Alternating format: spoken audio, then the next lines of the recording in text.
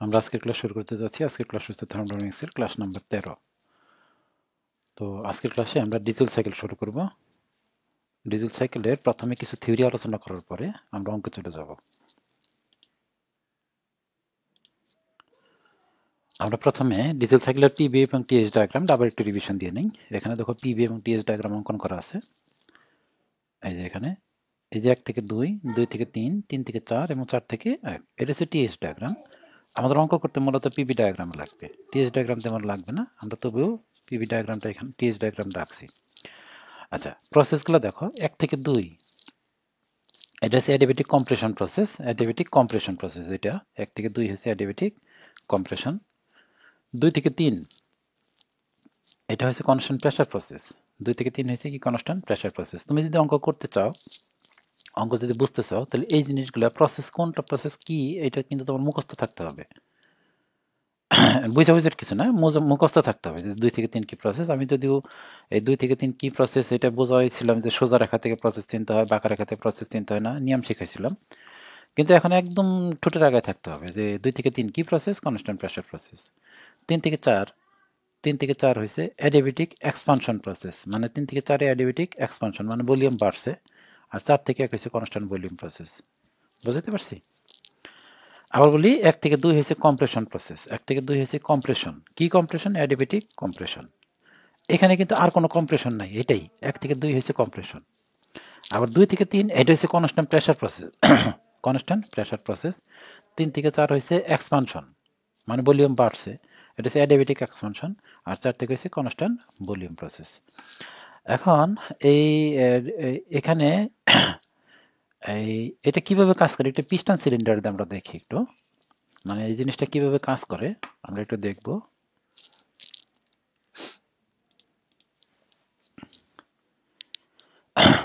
এখানে দেখো একটা পিস্টন সিলিন্ডার দেওয়া আছে। এটা টোটালটা সিলিন্ডার, এই যে এটা সিলিন্ডার। হ্যাঁ, এইটা হচ্ছে লালটা হচ্ছে তোমার পিস্টন। আর পিস্টনটা সিলিন্ডারের ভিতরে কিভাবে মুভ করে আমি দেখাচ্ছি তোমাদের।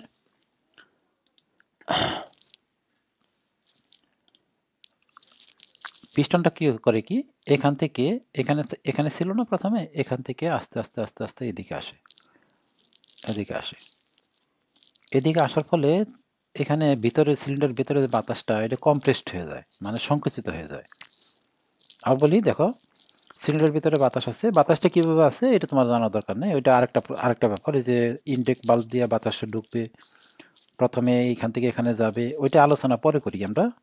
তার মানে আমরা ধরে নেই সিলিন্ডারের ভিতরে কিছু বাতাস আছে। আমি যে পিস্টনটা যদি এখান থেকে এখানে নেওয়া শুরু করি, তাহলে কমপ্রেসড হইতে থাকবে, মানে একে থেকে আমরা আছি একে। পিপি ডায়াগ্রামে দেখো আমরা এই যে এখানে আছি, যেখানে আছি একে আছি, একে থেকে আমরা কোথায় যাব, আস্তে আস্তে ভলিউম কমতেছে, মানে কমপ্রেসড হইতেছে, সংকুচিত হইতেছে, সংকুচিত হইতে হইতে হইতে হইতে কোথায় চলে যাব আমরা, আমরা চলে গেছি এখানে, মানে V2 তে চলে গেছি, মানে 1 থেকে আমরা 2 তে চলে আসছি। ঠিক আছে? তার মানে এখানে 1 থেকে 2 তে কি হইলো, এখানে কোনো হিট ঢুকলো না, শুধুমাত্র কমপ্রেসড হয়েছে, মানে সংকুচিত হয়েছে ভিতরের বাতাসটা। আর আমরা জানি ভিতরের বাতাসটা এখন এই পজিশনে আছে, দেখো ভিতরের বাতাসটা আছে তোমার এই যে এই পজিশনে, মানে টোটাল যে বাতাসটা ছিল, বাতাসটা সংকুচিত করে আমরা ছোট্ট একটা জায়গায় নিয়ে আসছি। এখন কোনো কিছু যদি কম্প্রেসড করা হয় বা সংকুচিত করা হয়, তাহলে তার টেম্পারেচার বেড়ে যায়। আর যদি এক্সপান্ড করো বা প্রসারিত করো, তাহলে টেম্পারেচার কমে। তাহলে এখানে টেম্পারেচার কিন্তু অনেক বেশি এখন। আমরা 2 নম্বর পজিশনে এখন আছি, এখানে টেম্পারেচার অনেক বেশি। এখন কি করবে, এখন কি করবে, এই যে পিস্টনটা দেখতেছ, এই পিস্টনটা আবার এই দিকে আসা শুরু করবে, এই দিকে আসা শুরু করবে, এই দেখো এখানে আসা শুরু করবে, তাই না? মানে ভলিউম আবার বাড়তে থাকবে, এই যে এখান থেকে এখানে আসা শুরু করবে। ঠিক আছে? এই 2 থেকে আবার কোথায় আসবে, 3 আসবে।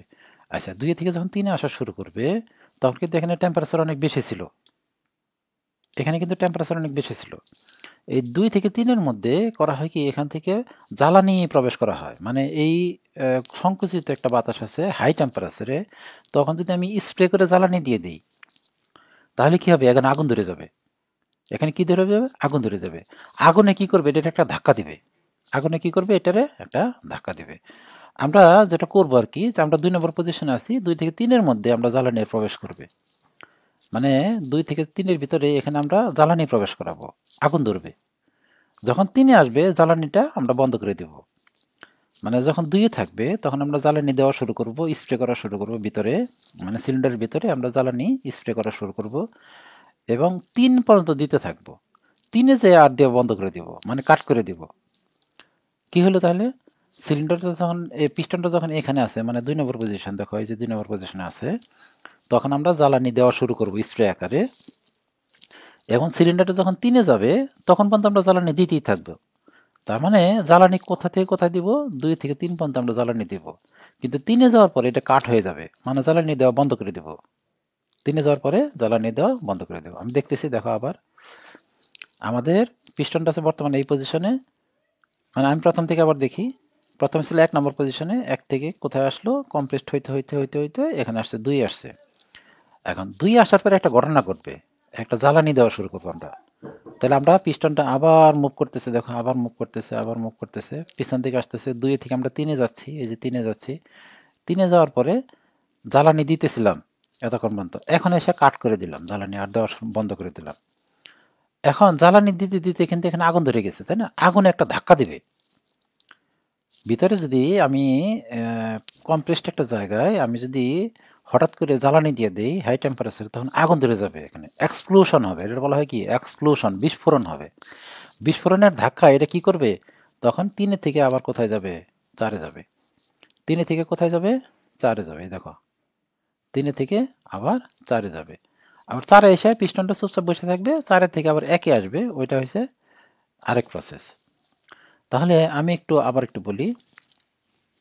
পিস্টনটা এখান থেকে 1-এ থেকে শুরু করে এখানে আসবে, কমপ্রেসড হবে।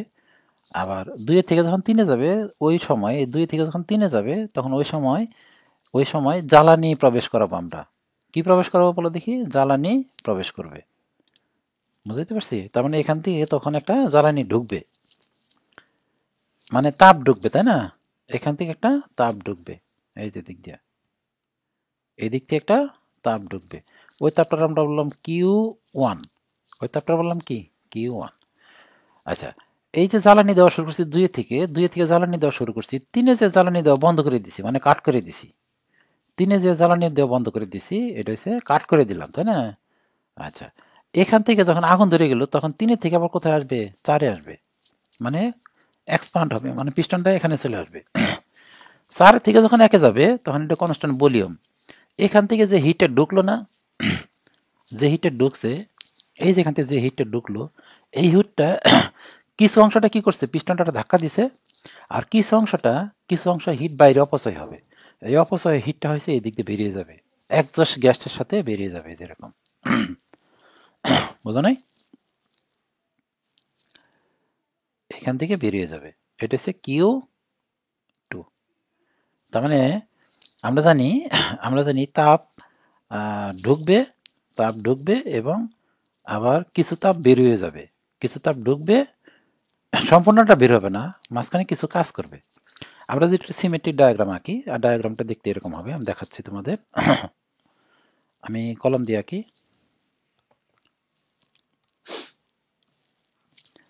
তার মানে এখানে একটা জ্বালানি ছিল, এখানে ছিল কি? ফুয়েল। ফুয়েলের থেকে তাপ বেরোবে, তাই না? ফুয়েল কি করবে? তাপ দেবে, Q1 পরিমাণ তাপ দিবে। কাকে দিবে? ইঞ্জিনকে দিবে, ইঞ্জিনকে দিবে। তো ইঞ্জিন কি তৈরি করবে? কাজ করবে, ইঞ্জিন করবে কাজ। আর যে তাপটা দিলাম ওই তাপটা সম্পূর্ণ কাজ হইল না। যে তাপটা আমরা দিলাম এখানে, সম্পূর্ণ তাপটা ইঞ্জিন কাজে পরিণত করতে পারবে না, কিছু তাপ বাইরে বের হয়ে যাবে, কিছু তাপ বাইরে বের হয়ে যাবে। এইটা হচ্ছে যেটা বের হয়ে যাবে, এটা হচ্ছে Q2। তার মানে এটা হচ্ছে তোমার সিঙ্ক, মানে যে তাপটা বাইরের পরিবেশ শোষণ করে নেবে তাকে বলা হয় সিঙ্ক।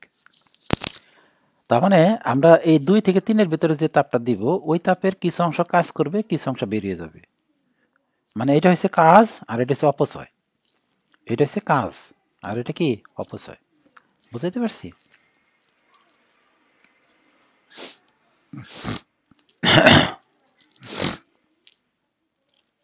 আচ্ছা, এখন এখানে কম্প্রেশন হইতেছে কোথায় কথা, তাই বলো দেখি? কম্প্রেশন হইতেছে তোমার 1 থেকে 2 এর ভিতরে। কম্প্রেশন হইতেছে তোমার 1 থেকে 2 এর ভিতরে, 1 থেকে 2 এর ভিতরে। একটা ভলিউম আছে, এটা হচ্ছে নাম হচ্ছে V1, আর 2 হইতেছে একটা ভলিউম আছে V2। এই দুইটা ভলিউমটা যদি রেশিও করি, এই দুটো ভলিউমটা রেশিও করা যাবে না? রেশিও করলে হবে, রেশিও ইজ ইকুয়াল টু হবে তোমার বড় ভলিউম বা ছোট ভলিউম। বড় ভলিউম মানে V1 আর ছোট ভলিউম মানে V2। এই রেশিওটা বলা হয় কম্প্রেশন রেশিও। এই রেশিওটা বলা হয় কি? Compression ratio. আমরা এই কম্প্রেশন রেশিও কিন্তু আগের অধ্যায়ে অটো সাইকেলে করছি। মানে কম্প্রেশনে দেখা হয়েছে 1 থেকে 2, এখানে দুইটা ভলিউম আছে, এই দুইটা ভলিউমের যে অনুপাত তাকে বলা হয় কি? Compression ratio. আচ্ছা, এই V2-র আরেকটা কিন্তু নাম আছে, V2-র আরেকটা নাম আছে, V2 হয়েছে ভিসি। V2-র আরেকটা নাম আছে, এটার নাম কি? ভিসি। এই V2-টা কিন্তু ক্লিয়ারেন্স ভলিউম বলা হয়। V2 মানে কি? Clearance volume. ক্লিয়ারেন্স ভলিউম কেন?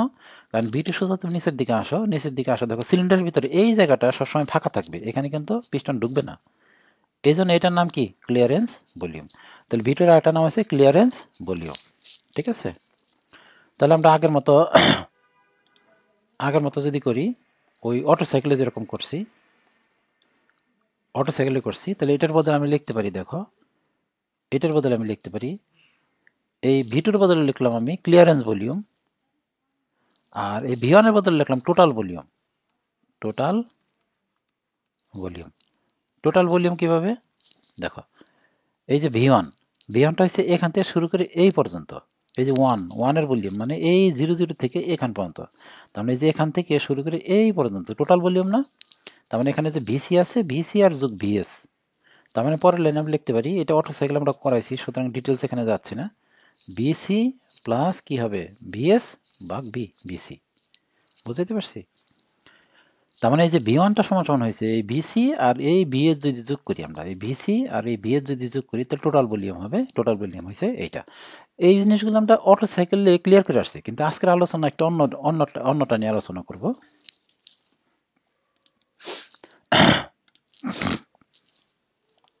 এই যে দেখতেছো এই যে 3 নম্বর একটা ভলিউম আছে, এই 3 নম্বর ভলিউমটা আমরা বললাম V3। এই V3-র আরেকটা নাম আছে, যেমন এই V2-র একটা নাম আছে কি? Clearance volume. এই V3-র একটা নাম আছে, V3-র একটা নাম আছে কাট off volume. Cut off volume. বুঝতে পারছি? V3 তাহলে আরেকটার নাম কি? কাট অফ ভলিউম। আচ্ছা, একটু বলো দেখি V1 সমান কত? V1 সমান হয়েছে ভিসি প্লাস ভিএস। লেখা যায় না এটারে? V1 মানে কি? এই ভিসি প্লাস ভিএস। আচ্ছা বলো যে V3 সমান কি লেখা যায়? V3 সমান লেখা যাবে V2 বা VC, V2 plus VC. V2 আর ভিসিতে একই, প্লাস হয়েছে তোমার এইটুকু জায়গা, এই যে এখান থেকে এইটুকু জায়গা, এখান থেকে এইটুকু জায়গা।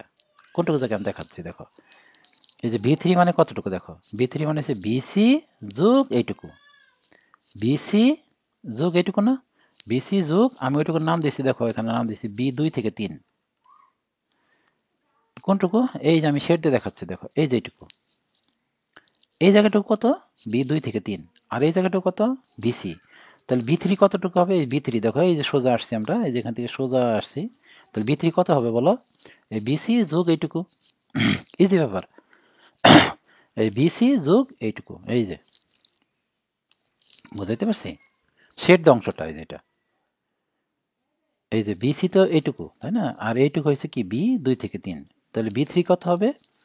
এখান থেকে এখানে আরও এইটুকু আসতে হবে, তার মানে এখান থেকে শুরু করলাম, এইটুকু বিসি যোগ B2 থেকে 3 লেখা যায় না? এটা হচ্ছে V3।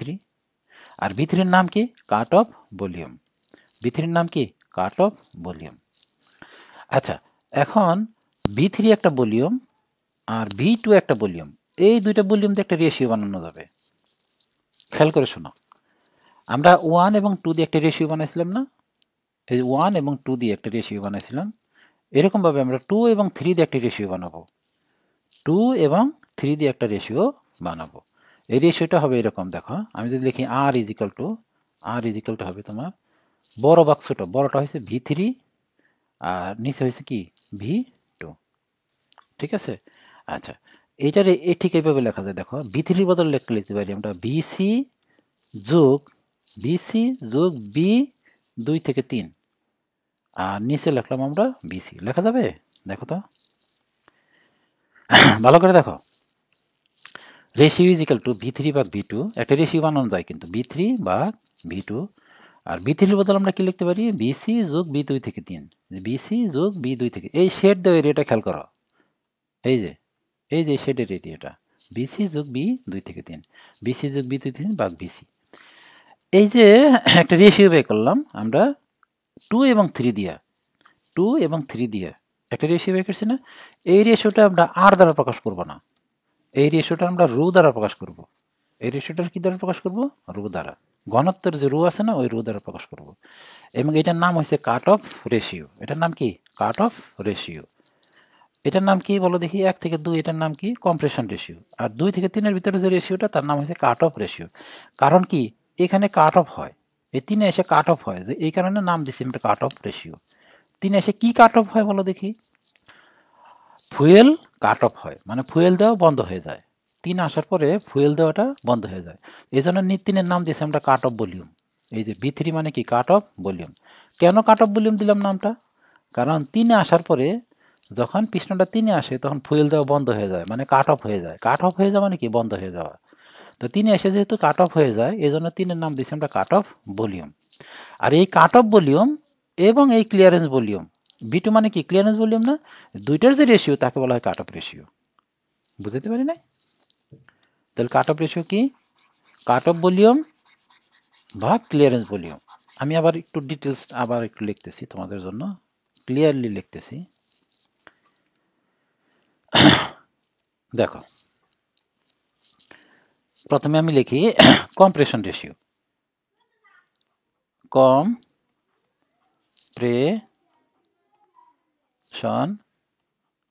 রেশিও। কম্প্রেশন রেশিও মানে হচ্ছে R C, R C is equal to, আমি লিখি দেখো, টোটাল ভলিউম,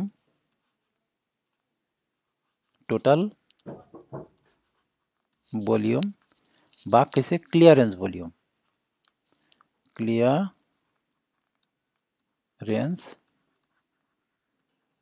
ভলিউম। ঠিক আছে কিনা দেখো, এটা হচ্ছে কম্প্রেশন রেশিও। দুইটা রেশিও আছে আর কি, আমরা দুইটা রেশিও, ঠিক আছে। তাহলে কম্প্রেশন রেশিও মানে হচ্ছে আর সি মানে হচ্ছে টোটাল ভলিউম ভাগ ক্লিয়ারেন্স ভলিউম।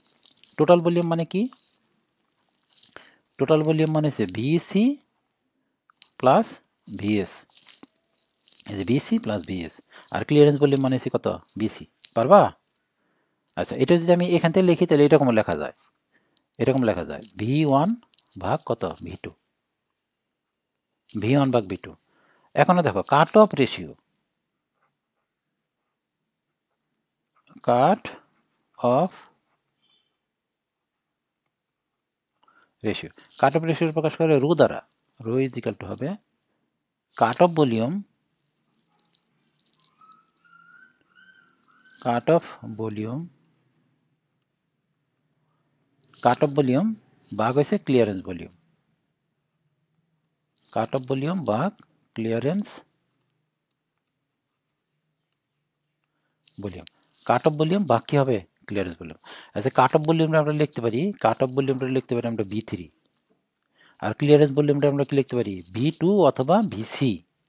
আমরা V2 লিখলাম তাই না। আচ্ছা, এই B3-র বদলে আমরা কি লিখতে পারি দেখো, B3-র বদলে আমরা লিখতে পারি BC যোগ, এই যে BC যোগ B2 থেকে 3, B2 থেকে 3। আর B2-র বদলে লিখতে আমরা কি, BC। বুঝতে পারছো? এই যে এই জিনিসটা কিন্তু বুঝতে হবে, না বুঝলে কিন্তু হবে না, এই জিনিসটা কিন্তু বুঝতে হবে। ওকে, আমার মনে হয় ক্লিয়ার হয়ে গেছো যে দুইটা রেশিও আছে এখানে। আচ্ছা, আরেকটা রেশিও বলো দেখি, আরেকটা রেশিও বানানো যায় এখানে। আরেকটা রেশিও হচ্ছে তোমার এক্সপানশন, অ্যাডিয়াবেটিক এক্সপানশন রেশিও। দেখো 3 থেকে 4, এটা যদি আমরা লিখি আর ই, এই যে 3 থেকে 4-এর মধ্যে একটা রেশিও বানানো যায় না, এটা হবে আর ই ইজ ইকাল টু V4 ভাগ V3। এই যে V4 ভাগ V3, পারবা বানাইতে, V4 ভাগ V3। আচ্ছা, এইটারে কিন্তু আবার এরকম লেখা যায়, দেখো এই যে এক্সপানশন রেশিও লাগছে না V4 ভাগ V3, এইটারে কিন্তু এটাও লেখা যায় V1 ভাগ V3। কিভাবে, কারণ 4 এবং 1 সমান সমান, ফোরের যে আয়তন ওয়ানের আয়তন একই, তাহলে ফোরের বদলে আমরা ওয়ান লিখতে পারি। বি4 ইজ ইকাল টু বি1। এই দেখো 4-এর যে আয়তন একের আয়তন সমান সমান, তাহলে বি4-এর বদলে আমরা কি লিখতে পারি? বি1 লিখতে পারি। ঠিক আছে, আর তো কোনো রেশিও নাই, 4 এবং 1-এর মধ্যে কোনো রেশিও হবে না, কারণ 4-এর ভলিউম 1-এর ভলিউম সমান সমান, তাহলে রেশিও হবে 1। যে আমি যদি বলি বি4 ভাগ বি1, বি4 ভাগ কত হবে? বি1 ইজ ইকাল টু কত? বি4 আর বি1 একই না? 1, তাহলে এটার অ্যান্সার হবে কত? 1। রেশিও হবে কত? 1। এই রেশিও আমাদের কোনো কাজে লাগবে না, আমাদের এখানে 3টা রেশিও কাজে লাগবে। 3টা রেশিওর মধ্যে একটা রেশিও হচ্ছে তোমার কম্প্রেশন রেশিও, আরেকটা নাম হচ্ছে কাট অফ রেশিও, আরেকটা হচ্ছে অ্যাডিবেটিক এক্সপানশন রেশিও। মানে রেশিও মানে হচ্ছে একটা আয়তন ভাগ আরেকটা আয়তন। রেশিও মানে কি? একটা আয়তন ভাগ হয়েছে আরেকটা আয়তন। বুঝতে পারছি? ভালো করে একটু খেয়াল করে দেখো, ঠিক আছে? আচ্ছা, আমরা একটু মুছে দিই। এটা যদি প্র্যাকটিস না থাকে তুমি কিন্তু পারবা না অঙ্ক।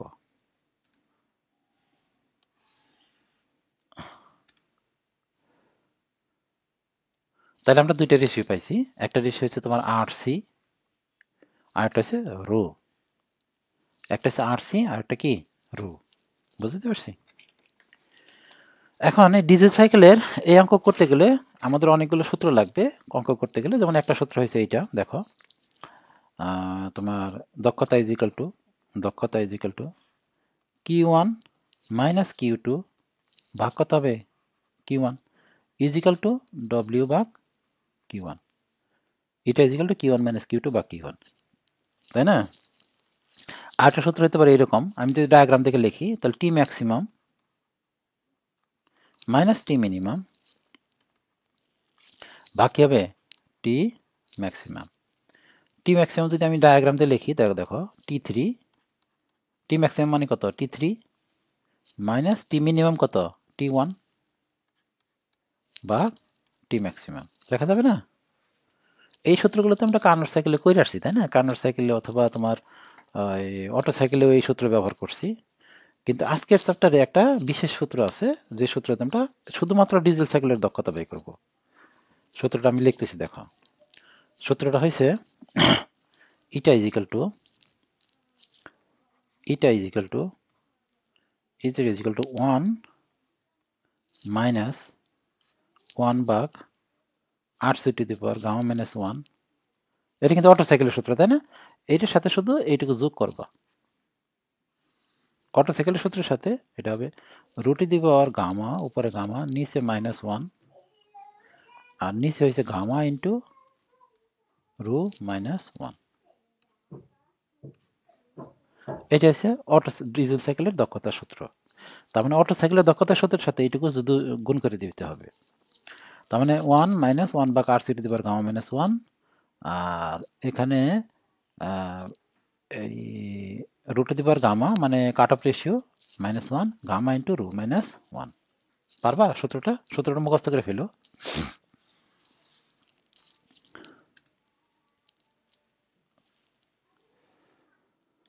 আচ্ছা, এখন আমরা ডিজেল সাইকেল ইঞ্জিনের, আমরা অটো সাইকেল ইঞ্জিনের করছি জিনিসটা, যে ধরো আমি একটা আঁকি, হ্যাঁ, আঁকার পরে আমি বোঝাচ্ছি। একটা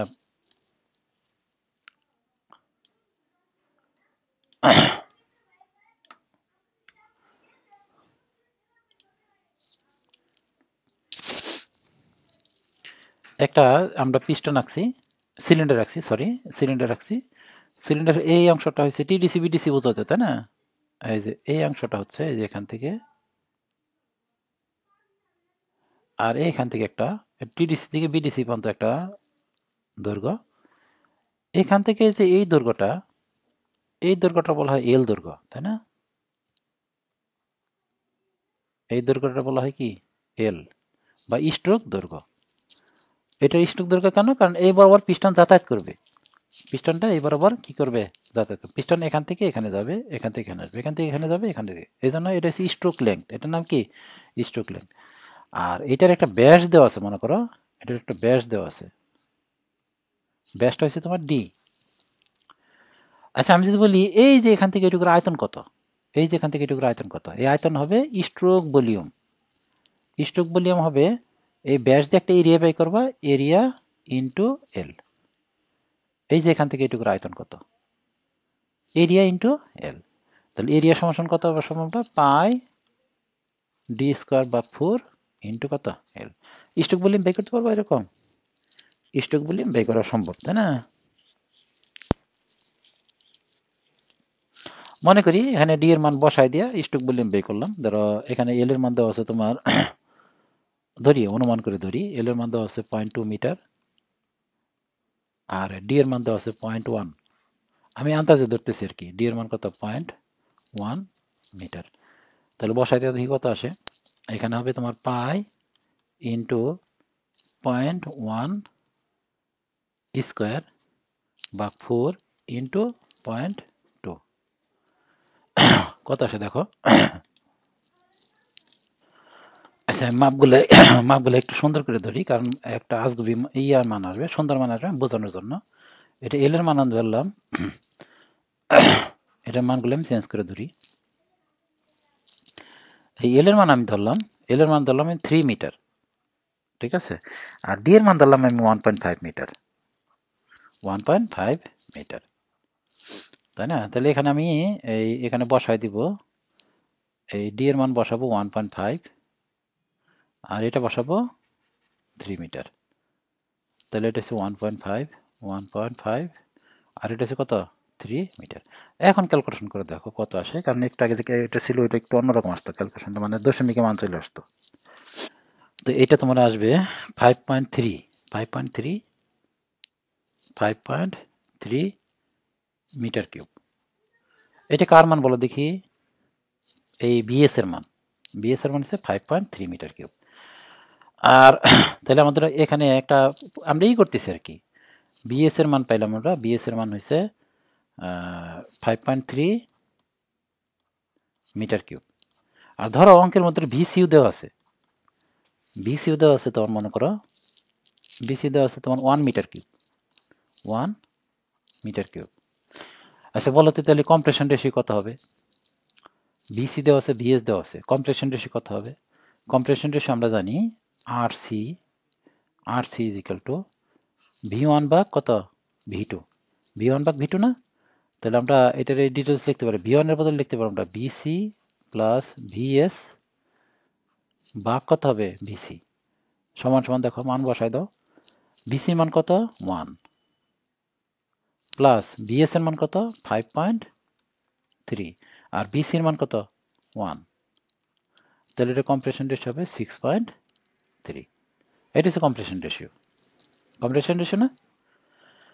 আচ্ছা এখন যদি আমি বলি কত কাট অফ রেশিও কত, কাট অফ রেশিও বের করা সম্ভব না, কারণ 3 মান তো দেওয়া নাই, এই 3 মান দেওয়া নাই, আমরা কাট অফ রেশিওটাই বের করব।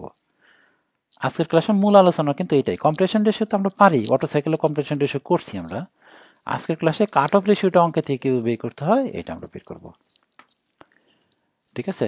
ধরো আমাদের অঙ্কে বিএস দেওয়া আছে 5.3 আর এটা দেওয়া আছে এইটা, কারণ বি3 কত, বি3 সমান সমান হবে বি3 সমান সমান হবে, তো কাট অফ রেশিও মানে হচ্ছে এইটা, কাট অফ রেশিও মানে হচ্ছে কাট অফ রেশিও হচ্ছে বি3 ভাগ কত হবে বি2। এটার বদলে আমরা লিখতে পারি, দেখো এটার বদলে আমরা লিখতে পারি বি2 যোগ ওই যে শেড দেওয়া অংশটা, দেখো এই যে একটা শেড দেওয়া একটা অংশ আছে, দেখো এই যেটা, এই যে এই শেড দেওয়া অংশটা বুঝতেছো না? এই যে দেখো আমি উঠাই দিতেছি, এই যে শেড দেওয়া অংশটা, তাই না? ওইটা না? আর নিচে হবে কি ভি2।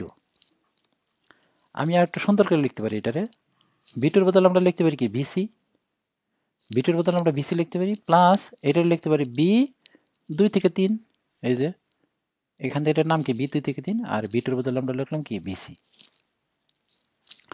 এখন এই বিসির মান তো অঙ্কে দেওয়া আছে 1, এই যে বিসির মান দেওয়া আছে 1 দেওয়া আছে, কিন্তু এই বি2 থেকে 3 এর মান অঙ্কে দেওয়া থাকবে না, এই বি2 থেকে 3 এটা আমাদের বের করতে হবে। এইটার বদলে বি2 থেকে 3 না আছে, এইটার বদলে একটা ডাটা দেওয়া থাকবে অঙ্কের ভিতরে, ওই ডাটাটা আমি লিখি হুবহু, তাই না? আচ্ছা আমি হুবহু লিখতেছি, ডাটাটা কি দেওয়া থাকে ওই ডাটা থেকে আমরা বের করব যে এটা কি অঙ্কে দেওয়া থাকবে। ফুয়েল কাট অফ ঘটে, ফুয়েল কাট অফ ঘটে কাট অফ ঘটে স্ট্রোকের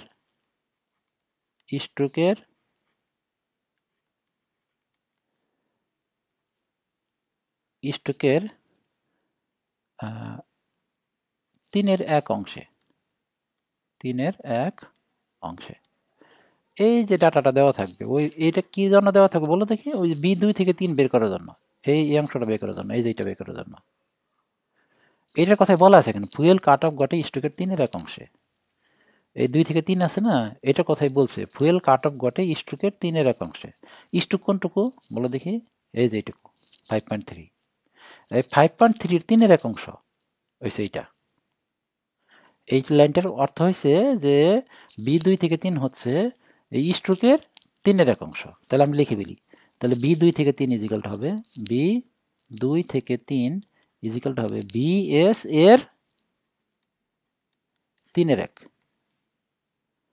BS এর 3-এর এক বুঝতে পারছি B2 থেকে 3 হচ্ছে BS এর 3-এর এক এই যে বলছে কাট অফ ঘটে স্ট্রোকের 3-এর এক অংশে তাহলে আমরা ইজিলি বের করে ফেলতে পারবো BC ইজিক্যাল টু B2 থেকে 3 BS এর মান কত 5.3 আর এর মানে ইনটু 3-এর এক দেখো তো কত আসে এটা আসবে তোমার ভাগ হয়েছে 3 5.3 তাহলে আসবে 1.767 এটা আসবে B2 থেকে 3 ওকে আচ্ছা তাহলে আমরা বের করতে পারবো না এই তোমার এই যে কাট অফ রেশিও বের করতে পারবো না বসাই দাও বসাই দিয়ে দেখো BC-র মান হয়েছে 1 যোগ B2 থেকে 3 আছে না B2 থেকে 3 যেটা দেখো B2 থেকে 3-এর মান হয়েছে 1.767 আর BC-র মান হচ্ছে কত 1 তাহলে সমান হবে তোমার 2.767 এটা হচ্ছে কি কাট অফ রেশিও এটা কি কাট অফ রেশিও বুঝতে পারছি আচ্ছা অঙ্কে কিন্তু আরেকটা ভাষা দেওয়া থাকে আমি ওইটাও লিখতেছি অঙ্কে আরেকটা ভাষাও দেওয়া থাকে আমি একটু টোটালটা ডিলিট করে দিই এটা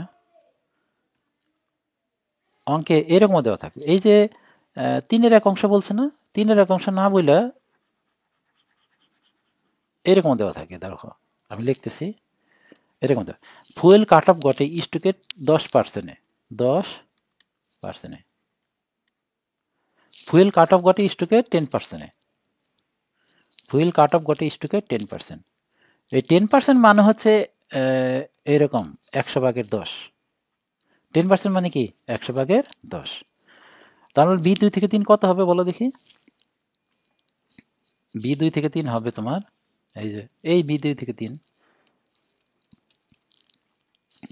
3 হবে স্ট্রোকের মানে BS এর 10% অথবা এটা আমি লিখতে পারি BS এর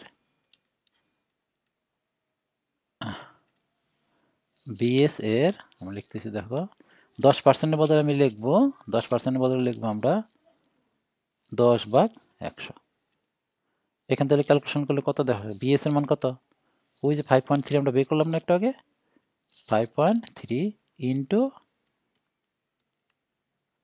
কত আসে দেখো তাহলে আসবে 5.3 ইন্টু 10 ভাগ হচ্ছে তোমার 100 তাহলে আসবে তোমার 0.53 এই যে 0.53 তাহলে ইজিলি আমরা এখানে বের করতে পারবো না এখান থেকে এই যে কাট অফ রেশিও কত হবে B3 ভাগ B2 B3 এই যে এটা তাহলে মান বসাই দাও মান বসাই দিলে BC-র মান কত 1 এই যে BC-র মান 1 প্লাস B2 থেকে 3-এর মান কত 0.53 আর BC-র মান কত 1 তাহলে এখান থেকে অ্যান্সার আসবে 1.53 এটা হচ্ছে কাট অফ রেশিও তো আমি এই কাট অফ রেশিও কীভাবে বের করলাম এইটা তোমার একটু শেখাই দিলাম যে অঙ্কের ভিতরে কি বলা থাকবে যে কাট অফ ঘটে স্ট্রোকের এত পার্সেন্টে কাট অফ ঘটে স্ট্রোকের 7-এর এক অংশে এরকম বলা থাকলে আমরা এই B2 থেকে 3 বের করব প্রথমে আমরা স্ট্রোক ভলিউম বের করব স্ট্রোক ভলিউম বের করার পরে আমরা এটা বের করব ওকে তো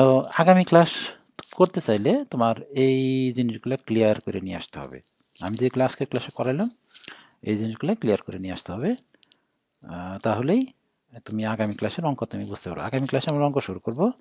আর আজকের যে ক্লাসটা নিলাম এই ক্লাসটা হয়তো আপলোড দিতে পারবো না, কারণ ফেসবুকে সমস্যা করে, আপলোড নিচ্ছে না, ভিডিও আপলোড নিচ্ছে না। আমি অলরেডি আপলোড দেওয়ার চেষ্টা করতেছি সকাল থেকে। বীজগণিত ক্লাস একটা দিয়েছে আলমগীর, ওইটা আপলোড দিতে পারতেছি না। এই ক্লাসটা হয়তো আপলোড হবে না আর কি, কারণ ফেসবুকে একটু সমস্যা করতেছে আর কি। যদি দিতে পারি তাহলে হবে, না দিতে পারলে কালকে দিব। ওকে, আজকের ক্লাস এখানে শেষ দিচ্ছি। খোদা হাফেজ।